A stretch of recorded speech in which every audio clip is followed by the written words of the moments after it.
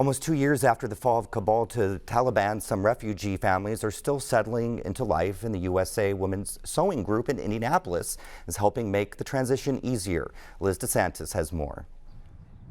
The Exodus Refugee Group in Indianapolis is offering a Pashto language sewing class to promote mental health among Afghan refugee women. Shakila is a member of that class. She and her family moved to Indiana only 7 months ago. Because of safety concerns for families still in Afghanistan, she is identified only by her first name. She says the transition to life in the U.S. has been difficult, but this class has been a lifeline. It's like if someone is drowning in water and someone is trying to save him and bring him to a dry place. We're so happy that Exodus has helped so many immigrants. They've helped us so much. In Afghanistan, Shakila learned to sew on a hand-crank sewing machine.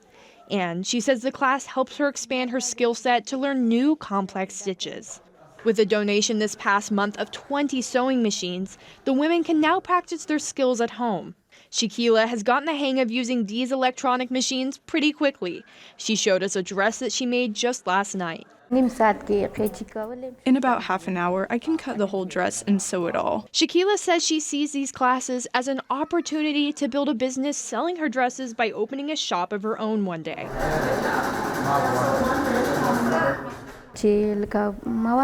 If I can find the material, I want to sew the same Afghan style of clothing, but also clothing that's more American in style. I hope that I can take these to some kind of market and sell them too. Shakila is just one of about 300 Afghans whom Exodus has helped build a new life in the last few years.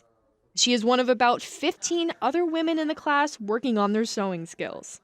Exodus Director of Development Cassandra Sanborn says that the skills learned in this class can translate into new work opportunities for the women. We've had other women in the past as well who've gone on to employment in places like bridal shops or other places where they can do alterations. So we're really hoping that this could turn into a really income generating stream for women in a lot of different ways, really whatever that particular woman decides is best for her and her family. Exodus officials say the long-term goal is to roll out an online shop to allow the women to make extra money from their creations. The program already sells some of the items at crafts fairs with prices ranging from $10 to $40. And then roughly half of the sale of each item goes back directly to the woman who made it, and the other half goes back into the program for things like if we need additional fabric or needles or any repairs on the sewing machines or things like that.